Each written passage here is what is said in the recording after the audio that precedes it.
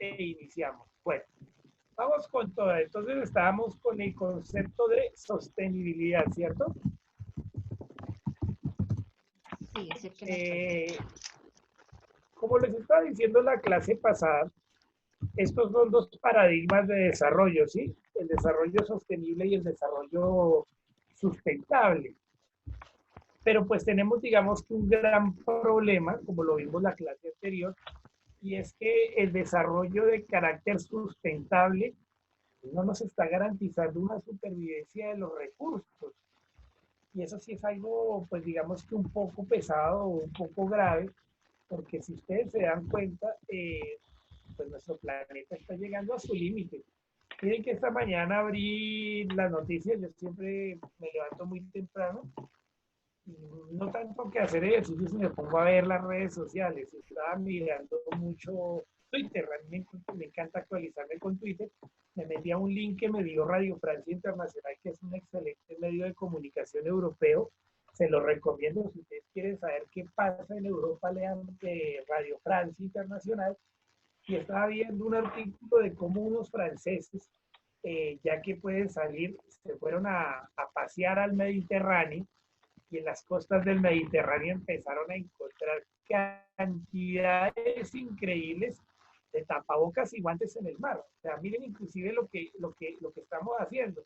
A sabiendas de que estos utensilios los estamos usando para prevenir coronavirus y toda la cuestión, estamos viendo cómo están inundando el Mediterráneo con desechos que obviamente tienen una peligrosidad biológica, porque pues si usted usa un tapabocas desechable, pues en un contexto de pandemia es porque puede específicamente tener eh, algún, llamémoslo así, rastro de coronavirus y pues lo lanzan a los mares, pues terrible.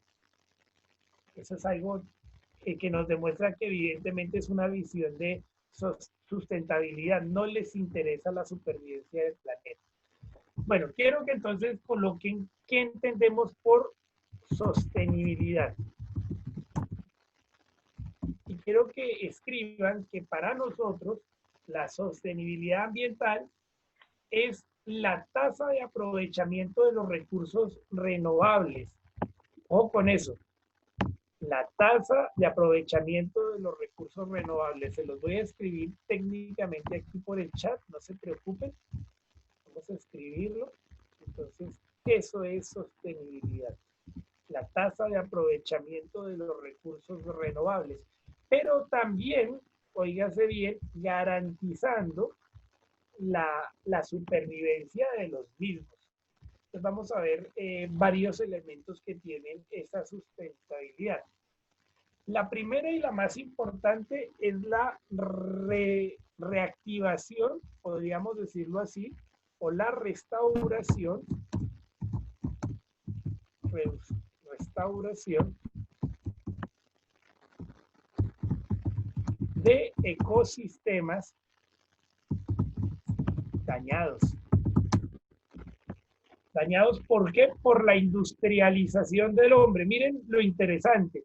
Este primer punto nos habla de restaurar los ecosistemas, mientras en el desarrollo sustentable hablábamos era de la reactivación, ¿sí?, de los ecosistemas para un crecimiento económico. El desarrollo sostenible nos interesa mucho en que los ecosistemas como tal puedan recuperarse. Les pongo Profe, un ejemplo, dígame. perdón, ¿dónde está apareciendo lo que estás escribiendo? Se supone que se lo estoy enviando a todos, pero espérate a ver qué pasó. Ya se los vuelvo a reenviar a todos. Bueno, Y aquí gracias. todos reunión. ¿Ya les llegó a todos? Ah, sí, profe, Ahora ya. sí, profe. Gracias. Bueno, entonces, la primera es la restauración de ecosistemas. Un ejemplo clave de lo que nos permite hablar de una visión sostenible. ¿Conocen el río Bogotá, no? Sí, señor. Bueno, resulta que vamos a hablar un poco de geografía de grado séptimo. Niñas, ¿cuántas cuencas tiene un río? Esa cara que me hizo Paula Rojas, me encanta. ¿Cuántas cuencas tiene un río? Dos, dice Dana, ¿cuáles? No, no saben. Aprendan algo. Todo río tiene tres cuencas. Cuenca alta, media y baja. La cuenca alta va desde donde nace el río. La media, como lo dice su nombre, es la mitad. Y la baja es siempre donde va a desembocar. Entonces, el río Bogotá tiene tres cuencas. La cuenca más contaminada siempre va a ser la media. ¿Por qué? Porque atraviesa toda la sabana de Bogotá. Resulta que los pueblos que están en la cuenca alta, que es de donde nace hasta Villapinzón, hasta la entrada de Bogotá, casi hacia la calle 80, tiene contaminación, pero estos pueblos han hecho una alianza con Bogotá para crear una planta de tratamiento de aguas que se llama PETAR. Voy a escribirla acá. La palabra PETAR quiere decir planta de tratamiento de aguas residuales. Entonces, ¿qué buscan estas PETAR? Como tal, vuelvo y les digo, cumplir ese primer punto del desarrollo sostenible y es la restauración de los ecosistemas dañados. El río Bogotá es un ecosistema dañado, una fuente hídrica que es dañada por la contaminación de curtiembres. Recuerden que las curtiembres son estas industrias que técnicamente transforman las pieles del ganado que se les quita en los mataderos en cueros que usamos constantemente en nuestros zapatos, en nuestros estuches, en nuestras billeteras, ¿sí? Pero que terminan con esos químicos dañando la fauna, la flora y las fuentes hídricas del río Bogotá. Entonces, en ese orden de ideas, ¿qué debe hacer una industria que piensa en el desarrollo sostenible? Restaurar el ecosistema. Bavaria lo hace, Coca-Cola lo hace, por si ustedes no lo sabían. Estuve leyendo hace poco, Coca-Cola también tiene una planta fuera de Bogotá que trabaja las aguas del río y las reconstruye. Aún más, yo creo que si ustedes les preguntan a sus papás, antes de que Bavaria saliera de Bogotá, Bavaria era de las pocas plantas que tenía una visión de desarrollo sostenible. No sé si ustedes conocen la planta de Bavaria que queda aquí por la Boyacá, que hoy está abandonada, ¿sí? La que queda por el sector de Castilla. Si ustedes se dan cuenta, es un terreno muy grande que atraviesa toda la avenida Boyacá, pero ustedes veían un montón de bosque, y cuando llegaban como a la mitad veía la compañía saliendo en medio del bosque.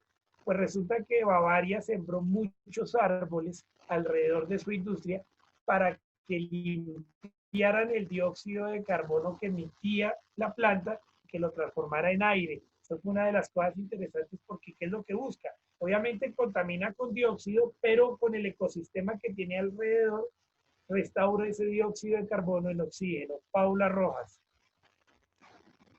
Ya empezamos. Por ejemplo, la planta de Tibito de Bavaria también está en un bosque. Está totalmente cubierta de árboles y todo. Yo fui allá porque pues tengo un familiar que trabaja allá. Entonces, pues allá se está cubierto totalmente de bosques. Supongo que eso también es por eso, o ayuda a eso. Bueno, tienes razón, aunque ese diseño de Bavaria no era propiamente de Bavaria. No sé si sus papás les han contado la historia, pero tiene que ver mucho con la historia del emprendimiento y las empresas en Colombia. Me hicieron aquí hablar de eso, pero vale la pena porque van a entenderlo. Resulta que hacia los años 90, o sea, yo era muy pequeño, yo tendría por ahí unos 4 o 5 añitos, era rechincho. Resulta que Bavaria era la única empresa que hacía cerveza en Colombia, era la única. Y resulta que ellos tenían, llamémoslo así, Bavaria era propiedad de una familia que se llamaba la familia Santo Domingo, ¿sí? Se pueden preguntar a sus papás y a sus abuelos. Julio Mario Santo Domingo era para aquella época el hombre, el empresario de todo el tiempo, era la persona más poderosa del país, y era todo un emprendedor. Pero él tenía un enemigo y no era hoy como Luis Carlos Sarmiento Angulo, que es el dueño del Banco de Bogotá y el hombre más rico de Colombia, no. En ese tiempo quienes se peleaban la riqueza para ser los hombres más ricos del país era un señor que se llamaba Carlos Ardila Lule. Carlos Ardila Lule era el dueño de hoy una industria que sigue estando que se llama Postobón. ¿Sí? Él era el dueño y es el dueño de Postobón. ¿Sí? Entonces eran los dos titanes. Eso fue una guerra empresarial interesante para los que nos gusta la economía, porque era una vaina tremenda. Santo Domingo tenía Bavaria, Ardila le tenía Postobón. Santo Domingo tenía Caracol, Ardila le tenía RCN. Santo Domingo era dueño de Avianca, ellos eran tiempo de Aerorepública, que hoy evolucionó a lo que hoy es la TAM, ¿sí? Entonces, imagínense, se metían en todo, tenían industria de bebidas, tenían industria en la televisión, tenían industria inclusive en la industria aeroportuaria, y resulta que la guerra la iba ganando Bavaria, a pesar de que el mismo viejo Santo Domingo había invertido en muchas cosas. Ardila se le había metido por otro lado y era meterse con el azúcar. Incauca, Río Palma, Providencia, Manuelita, estos ingenios azucareros le pertenecían al dueño de Postobón y era para tratar de bloquearle el mercado a Bavaria, pero Bavaria tenía mucha plata, le había ido muy bien. Lo cierto es que hacia el año 90 se va a dar una guerra entre ellos dos y este señor dueño de Postobón, Ardila, le va a pedir a sus socios que le declaren la guerra empresarial a Bavaria y van a crear un proyecto ambicioso de cerveza que se va a llamar Cervecería Leona. O sea, pregúntenle a sus padres y a sus abuelos por Cervecería Leona. Pregúntenle por qué se emborrachaban con la cachorra y les van a comentar que era una cerveza que emborrachaba mucho, que era muy buena y la hacía Leona. Entonces, va a haber esa competencia. Pero resulta que este señor Ardila Lule, que no solo es un empresario, sino que es un gran ingeniero industrial, va a crear el diseño de la mejor planta cervecera con visión de desarrollo sostenible. Esa planta es la que está en Tibito y la que está en Tocancipá, que fue la que conoció Paula Rojas. O sea, mejor dicho, la sacó del estadio porque hizo la mejor planta de desarrollo sostenible en el continente, ¿sí? El problema fue que, claro, le fue muy bien, hizo esa planta y empezó a hacer la competencia de Bavaria, pero es que luchar contra un titán de 100 años, por más de que usted tenga todas las condiciones, es muy difícil. Pues resulta que a pesar de que Ardila se fue con toda esta visión, él va a quebrar y para la triste realidad le va a tener que vender a Santo Domingo la empresa con la que lo tenía que tumbar, ¿sí? Así son las diatribas de la economía, pero eso más que ser una invención de Bavaria fue una invención de Postobón, ¿sí? Y demuestra una visión moderna de cómo hacer empresa armónicamente con la naturaleza. Porque fue la primera que tuvo una PETAR, ¿no? Una planta de tratamiento de aguas residuales. Segundo elemento dentro del desarrollo sostenible, vamos a notar, busca la manera de que las actividades económicas mantengan o mejoren el medio ambiente. Entonces, repito para todos, aunque lo voy a copiar, busca la manera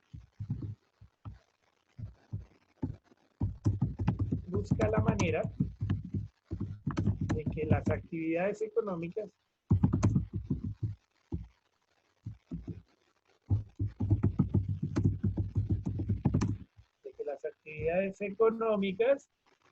mejoren la calidad de vida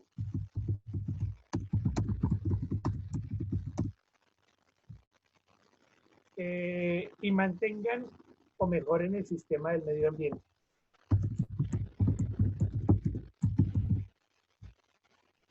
O mejores el sistema ambiental.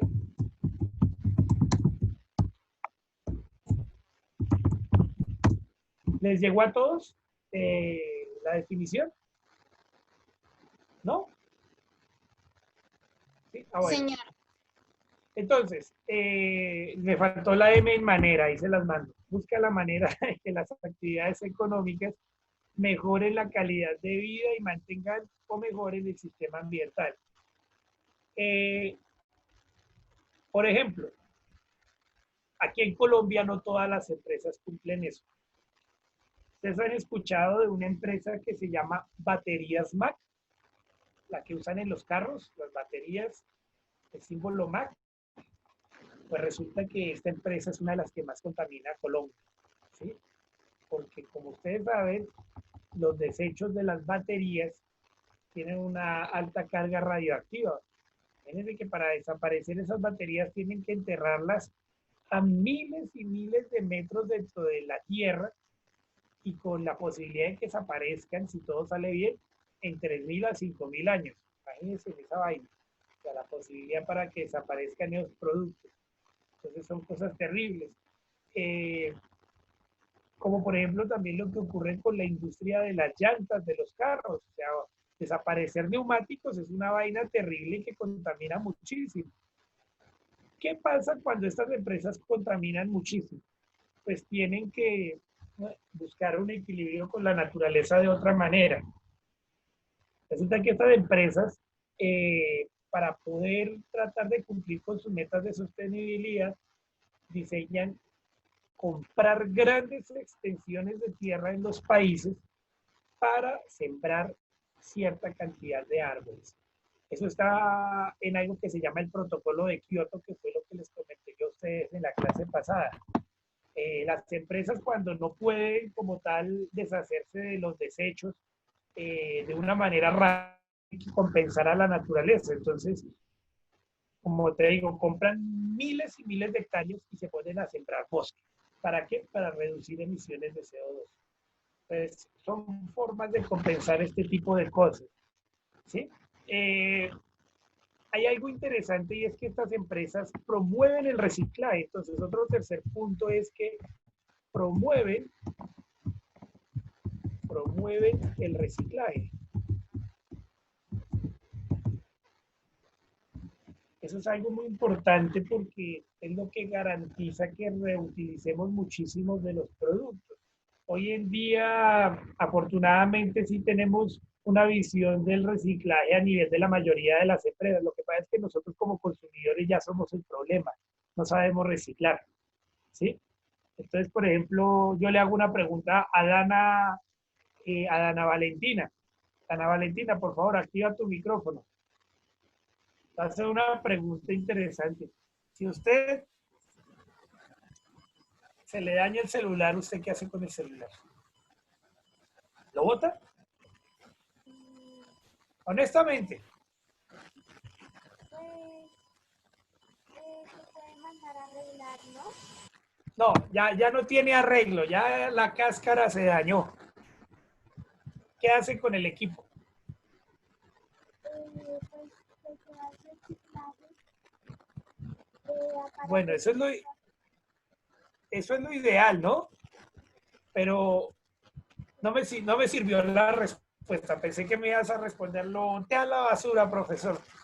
Pero no, entonces no me sirvió tu respuesta. Supongamos que me responde que lo bota a la basura como lo hace la mayoría de los colombianos. ¿Sí? ¿Qué es lo que sucede?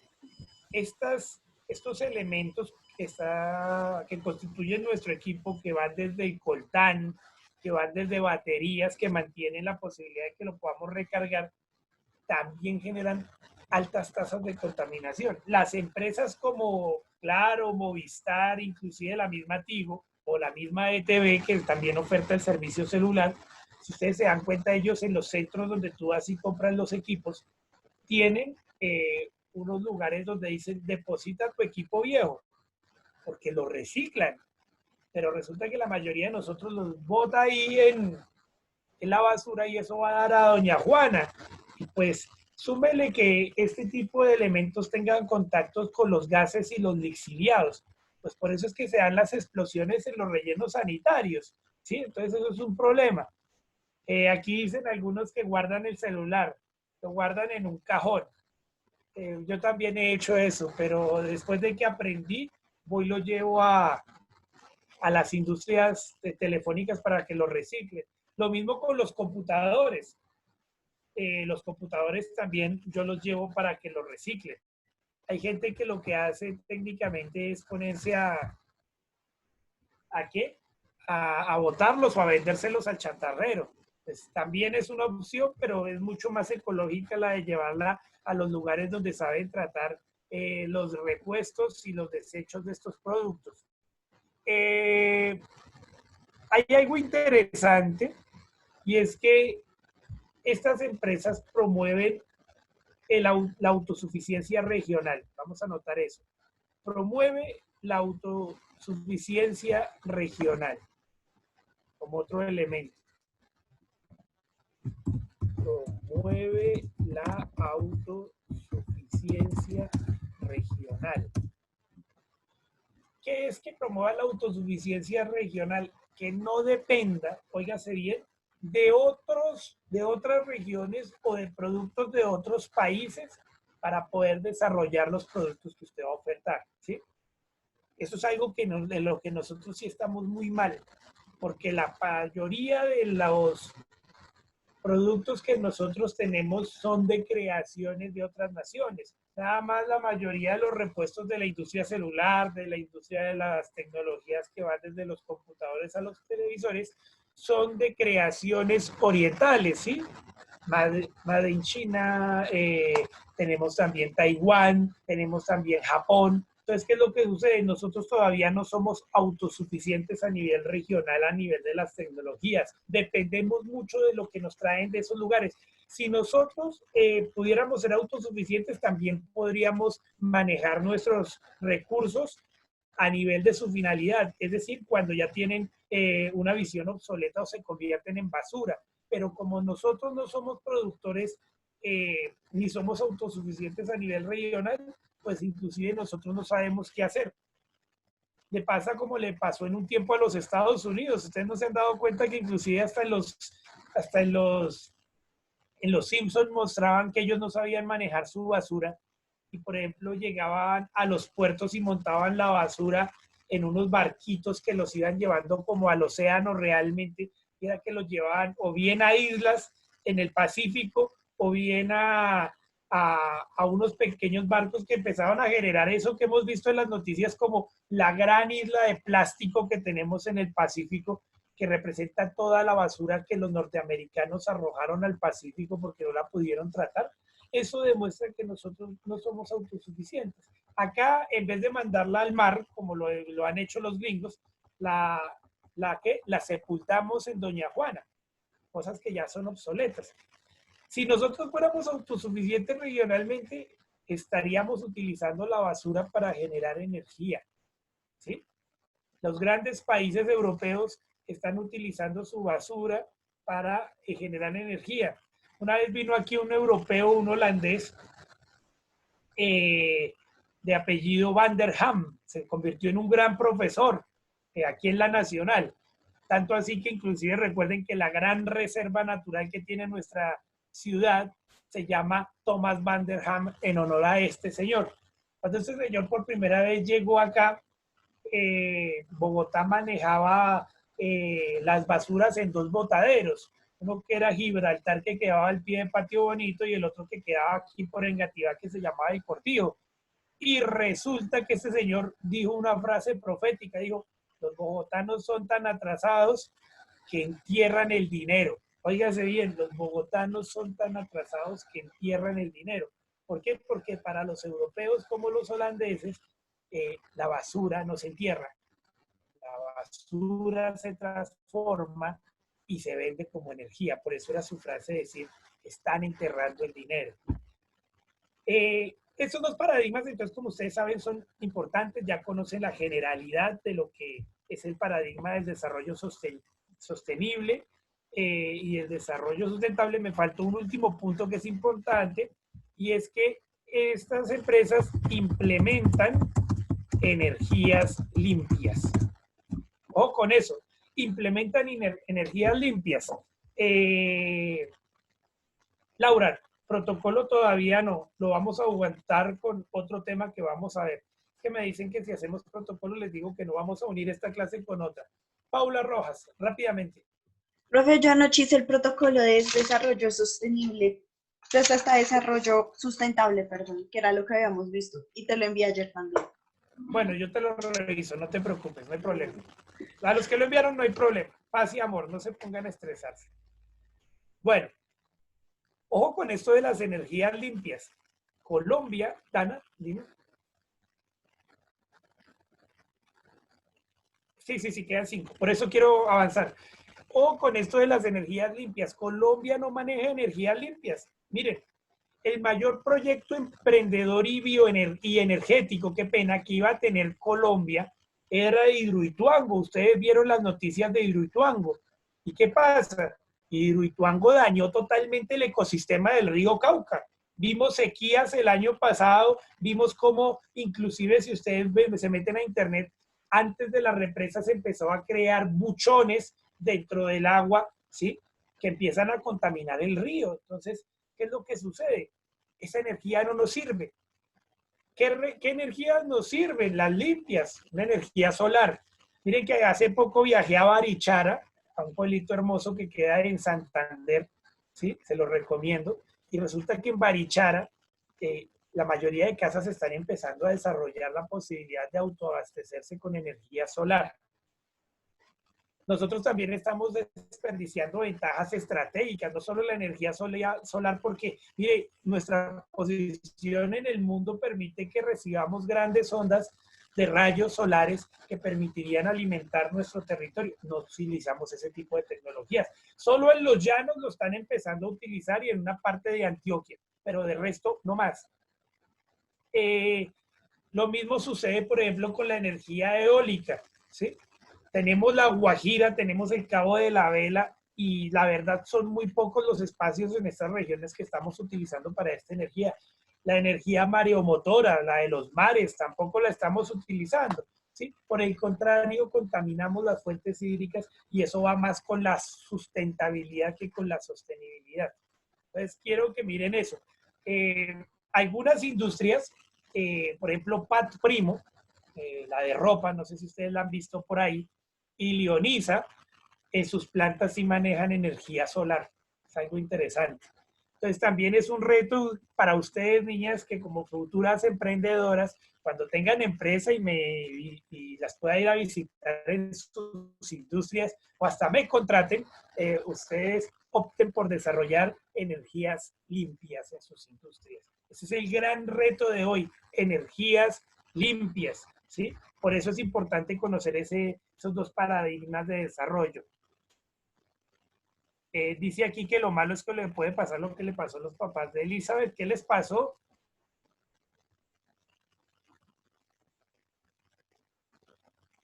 Bueno, Isabela, cuente a ver qué fue lo que pasó en este minuto que queda.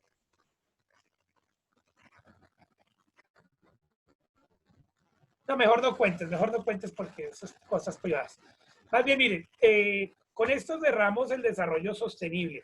Hasta aquí me van a estudiar para la bimestral de la próxima semana, que va a ser un debate. Ojo con eso. Entonces, todos juiciosos van a estudiar piscicultura y las dos visiones de desarrollo, y con eso es que vamos a hacer nuestra evaluación bimestral. Que si hay inquietudes, vamos mirando. Dice aquí, Codensa fue y les digo que porque había disminuido su consumo. Sí, Codensa es una empresa redañada para las nuevas tecnologías. Ellos siempre piensan lo malo, pero para aumentar las tarifas como lo están haciendo ahorita, si no se dan cuenta que ellos son los que nos están robando, ¿sí? Es que siempre el desarrollo de la sostenibilidad es lo que nos lleva a eso. Pero no, ese es el futuro y toca irnos para adelante con toda. Entonces, pues niñas, vamos a mirar. Dice que mire tu mensaje, Ana Guevara, que escribió. Sí, ayer vi el video de lo que pasó en Estados Unidos, terrible. Los invito a que miren, Dana, cuéntenles por el grupo qué fue lo que pasó en los Estados Unidos, y porque ya se nos acabó el tiempo. Y lo ven y después tocamos algo de esto en ética, eso va más para ética. ¿Listo? Sí.